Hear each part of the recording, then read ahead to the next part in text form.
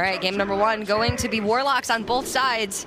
Very different archetypes. Zoo for Impact, even for Feno, and a Keleseth on 2. And a Flame Imp on 1. Both of those pretty impactful, and he also has the healing card, so if he's able to find, the Happy Ghoul, it could get even more explosive from there. The Keleseth is really big. Obviously it makes all of their minions bigger, but especially in this matchup, it can get your minions outside the range of the turn 4 or turn 3 Hellfire, which can be absolutely crucial. Having minions live beyond the first AoE is, how Zoo can change the stats in this matchup from like 60-40 unfavored to be 60-40 favored. Yeah, very impactful, especially since Hellfire tends to come down and clear the board right before that Fungalmancer turn. If Impact can get Keleseth down on 2, which he will, and then stick a 3-4 Saronite or maybe some 4-4 Happy Ghouls on the board, Fungalmancer can then spiral that even further out of Feno's control. Yes, it doesn't seem like too much of a decision here. I think you got to go with the Keleseth every single time. He has the other option of playing the other 2 minions, but he needs to start getting these buffs accumulated. Monculus will get a fair value trade here, but I don't think Imbet's too worried about that. Or maybe he is. He's kind of worried, yeah. This way he gets to trade in 2 minions and then have a 1-1 left over and a 2-1. You lose the Keleseth buff, which could potentially hit something really impactful. You don't preserve too many stats left on the board, and you lose the healing effect going towards a Happy Ghoul that you might have drawn later on. I'm not a big fan of this personally. Personally, I think it's an area where you just kind of keep it simple.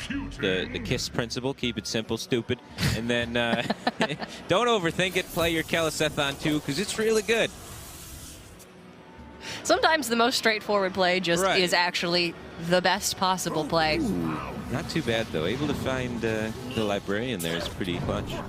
Not going to get too punished here for Impact. He did lose that Voodoo Doctor, so he wouldn't have any means of healing if that Life Drinker weren't in the hand, but things still looking fairly good for him. And there's that 4-4 Happy Ghoul that I was talking about. Going to be out of the range of Hellfire.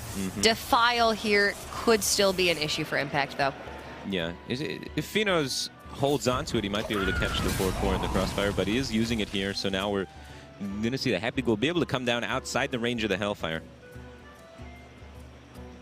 And the rest of Impact's hand isn't, well, existent right now. It's just a Fungal Enchanter, so he's got nothing to really curve into next turn that he very much wants to play. But there's the power of Life Tap. That's why Warlock has been consistently a Tier 1 deck throughout the history of Hearthstone. It just has card advantage. Well, does he believe in the Hooked Reaver? He could potentially just start chucking Soulfires this early if he's not too afraid. Is Impact running? He's got Leroy in the deck, right? Yes, he's playing a Leroy build, so no Doomguard. Sometimes people even play 1 Leroy, 1 Doomguard, but no, he's playing just the Leroy package, double Despicable Dreadlord, double Fungalmancer. So it's more of an anti-control variation of Zoo, I would say, that tends to help you out a lot more in this matchup to be running the burst that you can combo. Being able to go Doomguard Soulfire, or I guess, Leroy Soulfire, is really powerful against control decks because it means you can save all that burst for the right moment. And he's going to play into the Hooked Reaver, but Feno does not have it. Nor does he have a way to upgrade those Spellstones and play them this turn. Hellfire puts him in a very dangerous life total. Yeah, it seems like good game sense. I mean, you got a Soulfire in your hand. The way that the game's panned out so far, you jam face. There's no, dance that you're going to do around a Hooked Reaver that's going to look pretty at all. So you go face and you hope for the best. It seems like the only line you got there as Impact. Yeah, I mean, Zoo sometimes can end up in the position where they chuck a Soulfire at face and are looking for that second one as their only lethal out, but you got to do what you got to do. Wow, he's not even taunting up with the Sunfear, just going with the Spellstone here. Impact with 10 damage from the Fungalmancer Soulfire. There is a second Spellstone, so Feno could heal outside of range if Impact tries to go with that play. So yeah, clearing the minion with the Spellstone does play around the Fungalmancer a little bit because it denies the Fungalmancer buff, but it does allow more damage to be going directly at your face because you don't have those taunts in the way, blocking, of course.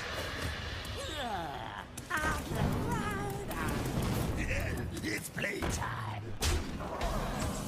You can see how these smaller minions being buffed to 4-4 is making Feno's life very difficult.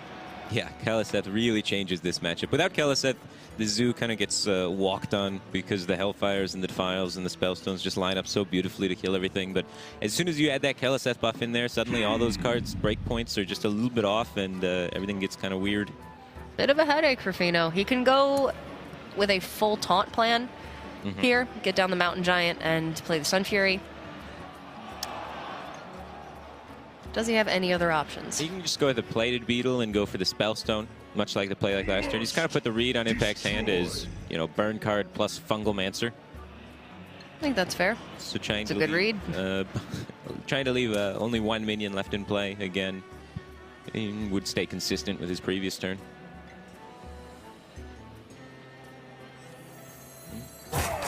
These 2 minions should not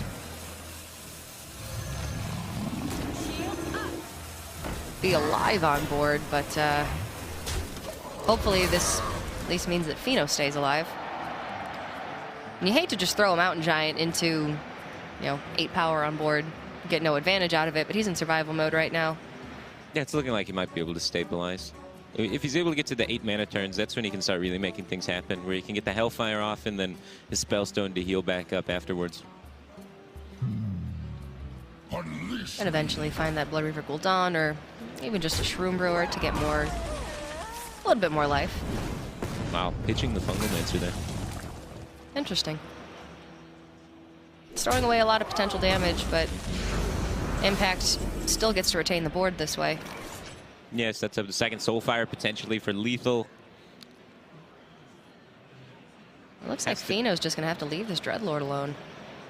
He'd take care of the other minion at least, but yeah, it's not too happy seeing that Dreadlord stick around for sure. Beetle Spellstone doesn't feel super great as the Warlock player here. Just no Hooked Reavers, not a lot going on. Losing both of his Spellstones really early, not able to upgrade either of them. He's not going to have very much healing left after this for the rest of the game. The next healing card he's going to play is going to be probably Gul'dan, or I guess Shroom Brewer if he's able to find it.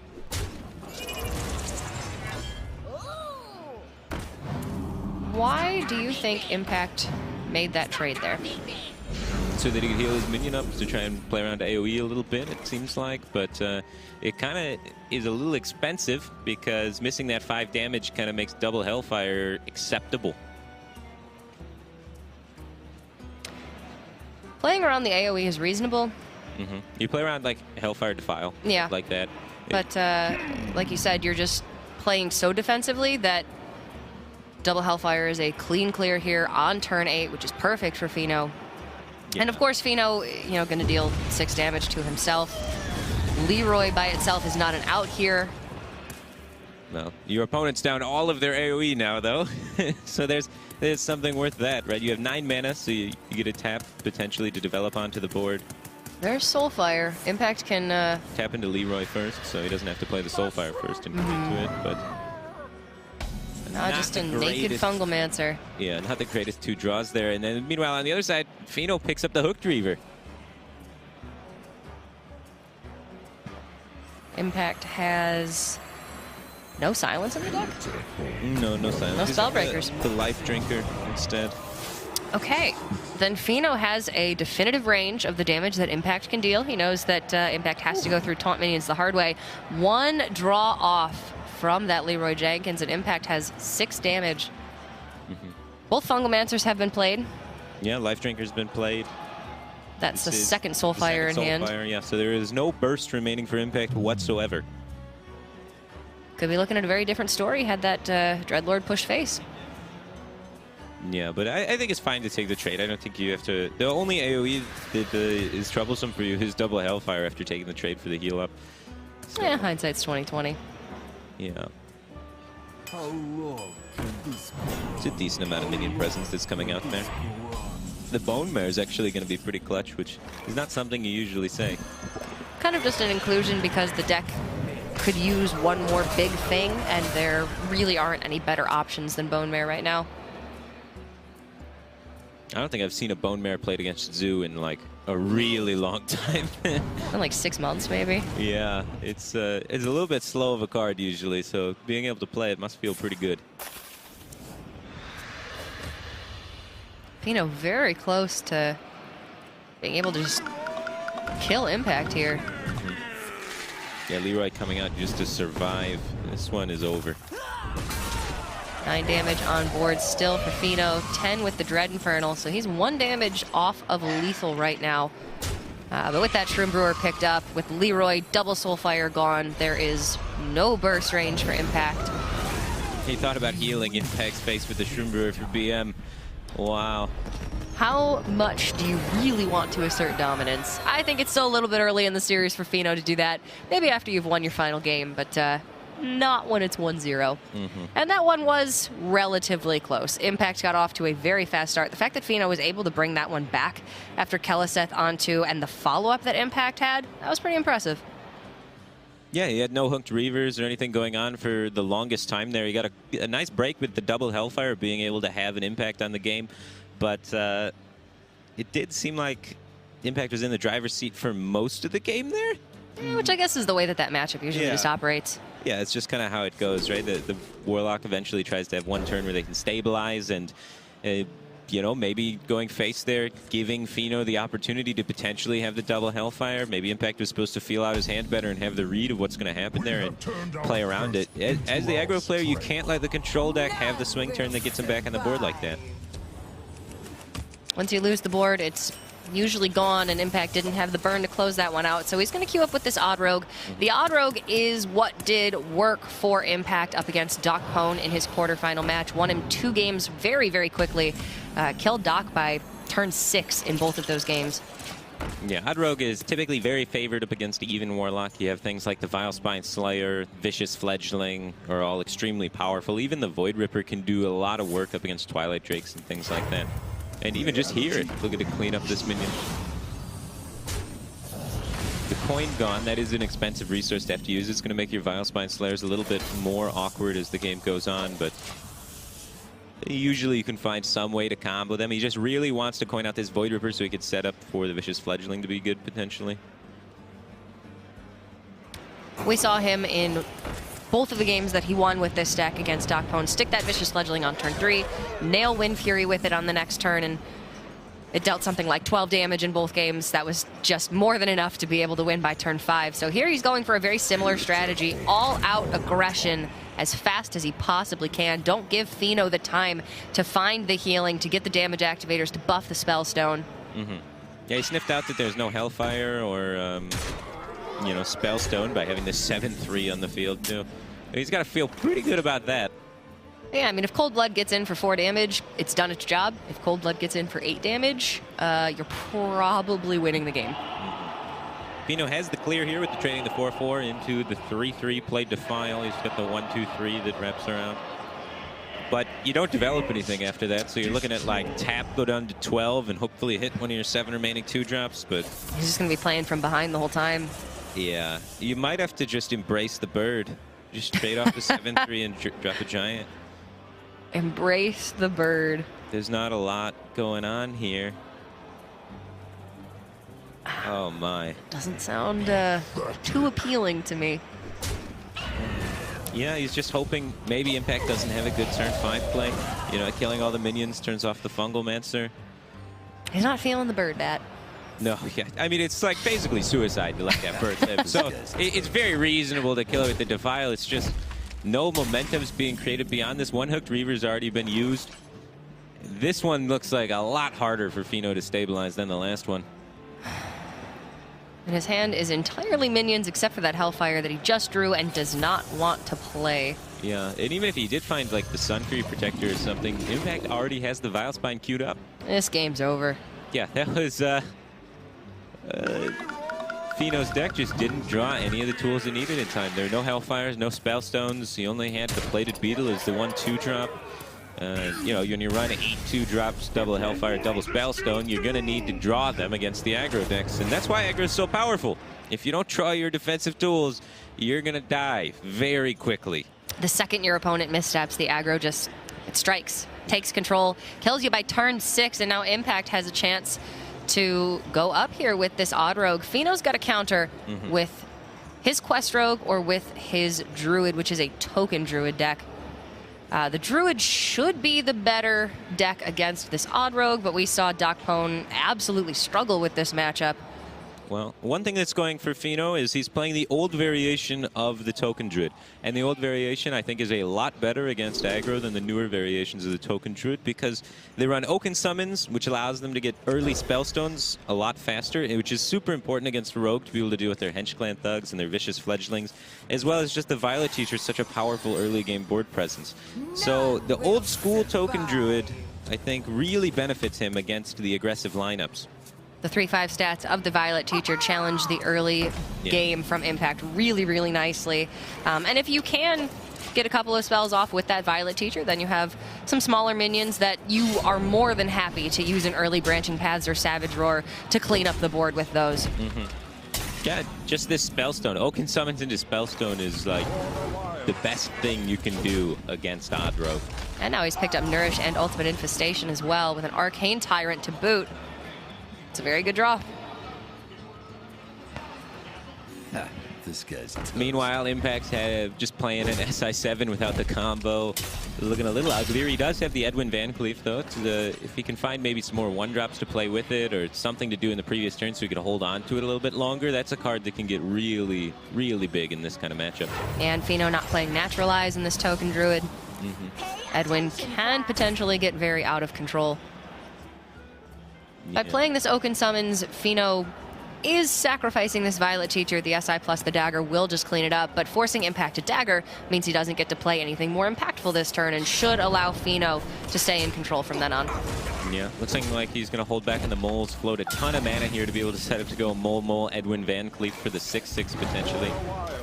That's a big investment. And lucky for Fino, or lucky for Impact here, Fino doesn't have the second Oaken Summons. That would be a really bad timeline. Yeah, or just anything to play there would have been a disaster. Another Violet Teacher comes out, regardless of the Open Summons.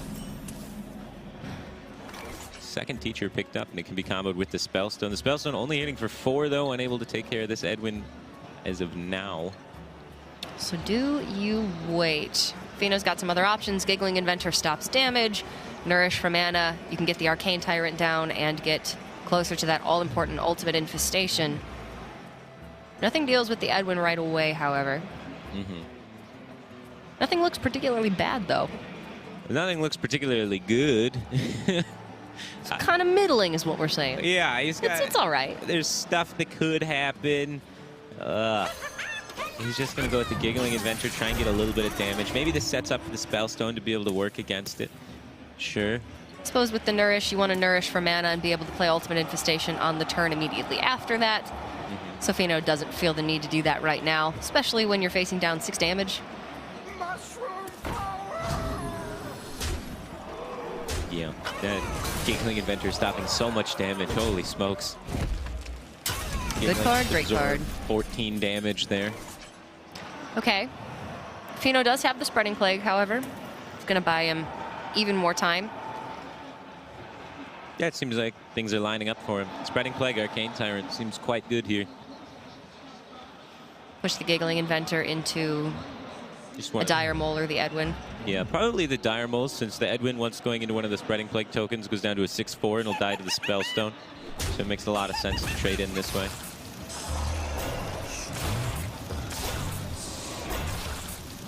Yeah, just trying to reclaim the board, trying to stop the aggression. Play your defensive tools, play as aggressively for tempo as you can, try and set up the removal as best you can. Simple Hearthstone. That's what Druid does best. Great recovery tools. If you can get past that early game, then Fino will be in a very comfortable position and sitting at 30 life with Ultimate Infestation and Nourish to get to that Ultimate Infestation even faster sitting in the hand. He's very comfortable right now. Best card that Impact could find if he loses this board will be Myra's Unstable Element, but that is usually a last resort for the Odd Rogues. Wow, even more removal. Jeez. This swipe picks up super value here, able to finish off the Dire Mole and the Fungal Mancer. So it looks like an easy Nourish for Crystals swipe, and then you have Ultimate following it up, and there's not a lot Impact can do beyond all this, and Fino's still even at 30 life. Fino can clear up everything on this board and leave up just one of the Dire Moles if he chooses. probably want to trade that Tyrant over the Henge Clan Thug. I don't think you're looking for the value trade here. Henge Clan's just a little bit too threatening. Yeah, just clear as much as you can. Set up to play ultimate. Probably going to play ultimate next turn, and Impact's probably going to concede.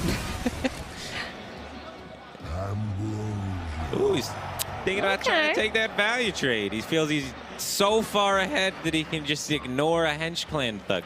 He's going to ultimate it anyway, so it seems fair. I don't hate it. I think either trade is pretty acceptable. I think you're so far ahead that why risk it? Maybe just kill the Henge Clan Thug just in case something disastrous happens, in my opinion. But yeah, I can see this being fine as well.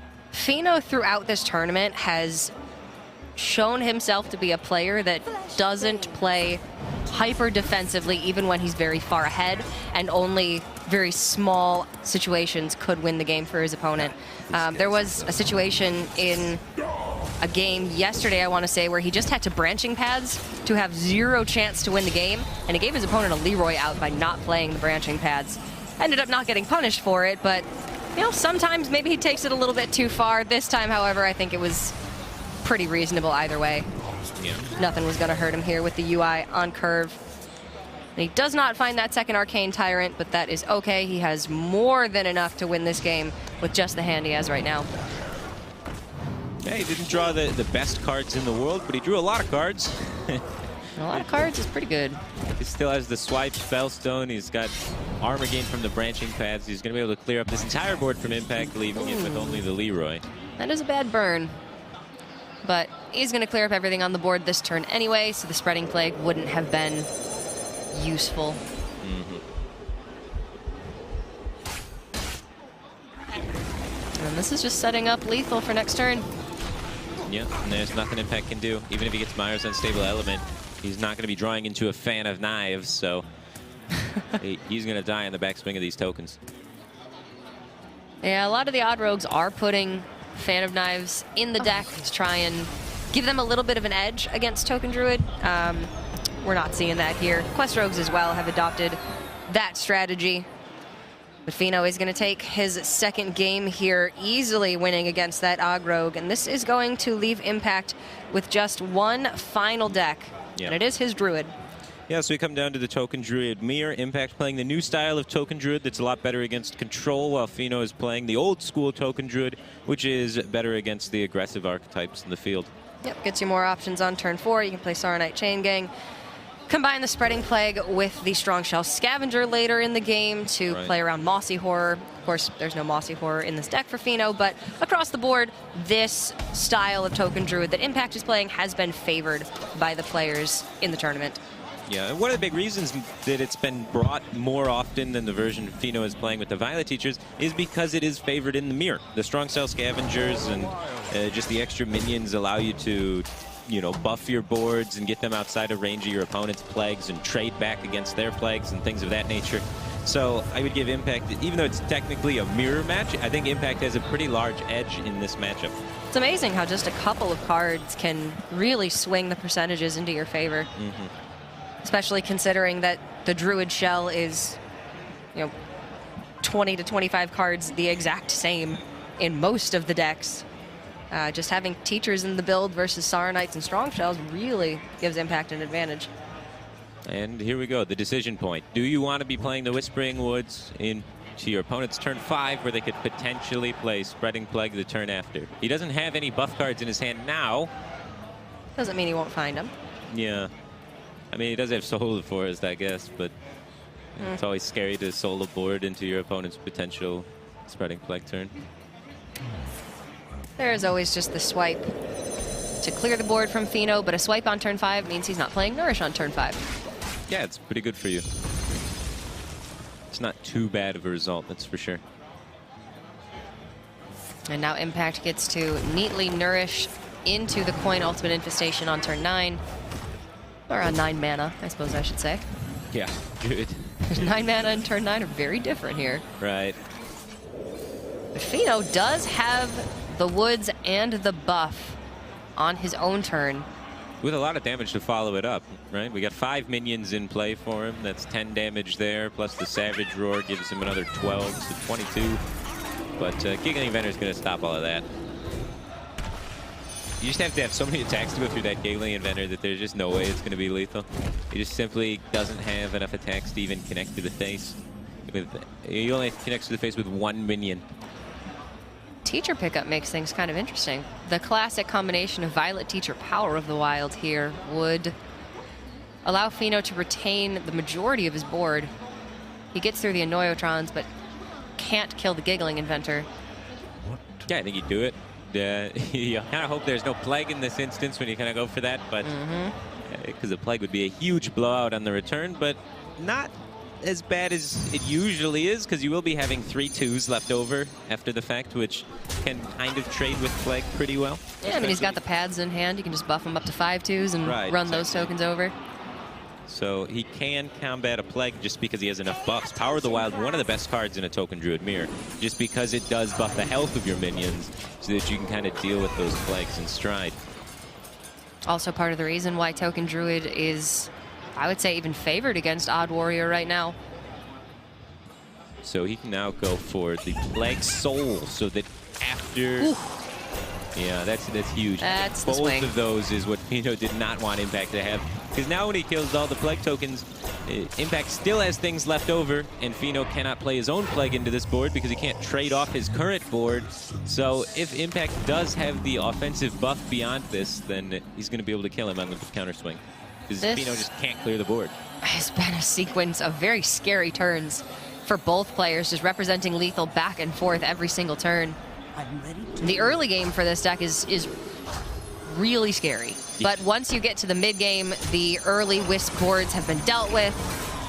Then things can sort of elongate into the later turns, Ultimate Infestation, Reload, but I don't even know if we're going to make it past this. Impact with that Spreading Plague pickup is just looking really good if he can find the necessary damage. Yeah, no kidding. He's going to have 6 minions on board here. So a Savage Roar probably does it, you know. 10, 14, and then you're adding another 14. So 1 Roar is 28. So Roar would be 29 with the hero power.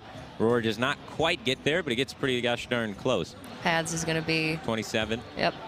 So 27 damage for Impact. He could send it all to the face in anticipation of being able to try and finish with the Ultimate Infestation the turn after. You could try and trade with some of it. You risk dying to Fino's board if you send all this damage to face. Yeah, exactly. That's a risk that Impact just can't take. So Fino, once again, has managed to live here. Well, Impact's going to trade like just enough to where Roar's not going to kill him. Can go face with the rest? No. I think that's a missed opportunity to trade this much. It seems a bit defensive. Maybe trade off the 5/1 Wisps and then push the rest? I think so. I think you have to push like enough to where you either play around 1 Roar or you play around like a Roar branching, but playing around like there's just too many trades. You're not taking advantage of the fact that you have the tempo here. Maybe he's afraid of a Plague potentially, but you can trade up a Plague with the branching pass. It just seems like it was silly there to trade that much without even considering possibility of going face. In these kind of matchups, you always have to consider when can I get away with going face, and right there is the perfect moment where you could have got away with getting a bunch of extra chip damage on the face. You don't want to make trades that your opponent's going to make for you. Right, exactly. Fino's still 1 turn away from Ultimate Infestation, so he's going to have to... Yeah, this is a sad turn. Very makeshift. Savage Roar Branching Paths is going to be an additional 10 damage. So we're looking at 19 here for Impact. Malfurion's a nice draw. Well, he knows his opponent has to either play Plague or he has to play Ultimate Infestation, and seeing as how last turn went, it would put him on having Ultimate Infestation in his hand, but this play works out pretty well against both of them because you put some meaty minions in play, and that's going to be it. Even if Plague comes out, you can get over it with the pads. Yeah, there's just nothing here for Fino. Bit of a sad game from Fino, especially since he did have the Wisp's Power of the Wild in response to Impact's turn 4 Power of the Wild, but Impact was able to finally build the board that sticks, and he's going to tie up this series. We are going to game number 5. It's going to be Impact on this Token Druid, and I believe Fino on his Quest Rogue. Right. And this is kind of an interesting matchup, a lot closer than the other matchups that we've been seeing so far from this series. It can kind of go either way. I would have to give the edge slightly to the Token Druid, but some people do believe that the Quest Rogue has a bit of an edge here. It depends on if you're able to draw the vanishes and get your combos off and things like that. Valera the Hollow can be really impactful in this matchup because it does tend to go kind of long. And Fino has done with this Quest Rogue deck what most of the Quest Rogue players in the tournament have done, which is take out a Stone Tusk Boar and a Mimic Pod and put in 2 copies of Fan and Knives, in particular for this matchup. Yeah, it's good against Odd Paladin. You're not going to see a lot of that. You really just want to clear up that board of Wisps with the Fan. And he has Novice Engineer Shadow Step. That is... He likes to see that. Yeah, an absolute beautiful opener. That's going to allow Quest Rogue to have a lot of game in this series. Wow. You can just see in Impact's face, he's not happy about this draw. One player has, like, the perfect hand, and the other player has one of the worst hands. I'd say that Fino's looking for Sonya Shadow Dancer. Wow. He's not going to have anything to run these minions into for a while because Impact's not going to be playing anything. But you are never unhappy to have the best card in your deck to help you complete that quest. Yeah, his hand's so good, he's not even Shadow Stepping the Novice. He's got the Vanish, too, with the prep. Oh, my. You know, Fino's been bragging about his Quest Rogue play all weekend, and I'm starting to believe, rightly so. That's absurd. And meanwhile, the other guy's armoring or drawing, you know, like just, Impact's lineup is supposed to beat this Rogue deck. Yeah, nice aggressive deck. Look at all those minions he got before turn 4. Yeah. Jeez. Just set up the... Sets up the Sonya. He's got the Charger to go with it now. So Sonya for 1 mana, and then he can play the Scale Height alongside it, and then start running it in a bunch. He can even take a turn to set up the Giggling before he goes into that. All the time in the world for Fino, all the answers. He's got the Prep Vanish. He's going to have Prep Quest. How does Impact win? Impact's going to need to take this in the long game because he's not going to be able to smork him down before the quest is done. So he needs to, you know, maybe not play any minions for the time being and get to a position where he can have huge spreading Plague boards with the Soul on the Plague on like turn 10 to where if it gets vanished, all of the Plague tokens die, creating 2/2s left over on the field because his hand size is so large that they don't actually get returned to his hand, and then kill him on the counterattack like that. That's going to be very difficult for Impact to do. The most important minions in the late game for Fino are going to be those Giggling Inventors and the Annoyotrons that they spawn. If you can keep up a board of taunts, then even if you do clear up a Plague board or a Wisp board from the opponent, then the Treants can't kill you on the backswing. Getting Valera the Hollow up will certainly help that out. Yeah. The important thing for Fino here is, like you said, he needs to not waste his taunt minions. He needs to be saving those taunt minions. He needs to have Giggling Inventor to be able to play post-quest. He needs to be able to pick it up, play it again. The way you beat Token Druid isn't typically the Vanishes. They help out a lot in the early to mid-game while you're completing your quest and making sure that you don't die to the initial board. But the Giggling Inventor is really what seals the deal. If you can get a couple of Annoyotrons out there, Token Druid simply won't have enough attacks to be able to push the damage necessary to kill you. And yeah, taking out Stone Tusk Boar in the deck reduces its aggression, but keeping the Wax Elementals in the deck do specifically help in a situation like this. Fino's not necessarily going to have to win the game by just outright killing Impact, but he's going to build up such a big board that he's going to be so far ahead that he wins the game. Wax Elemental just helps him sustain to get to that point, but Sonya with the South Sea deckhand is pretty crazy here. Yeah, no kidding. Sonya Shadow Step into Charger. Every Quest Rogue player's dream. He's going to have the 4th deckhand in hand, can get the 5th one with the Vanish, or he can just wait, find another Shadow Step or Brewmaster.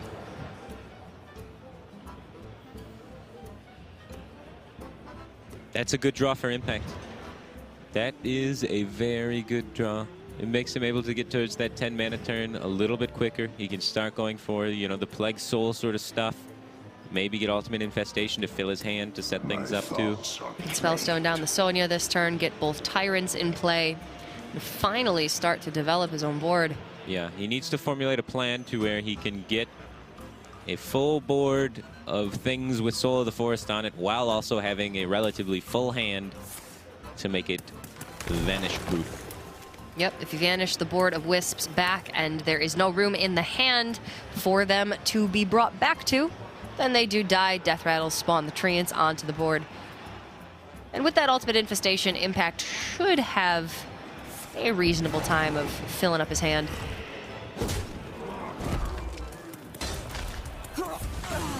Alright, so wanting to clear off one of the Elven Minstrels as well this turn.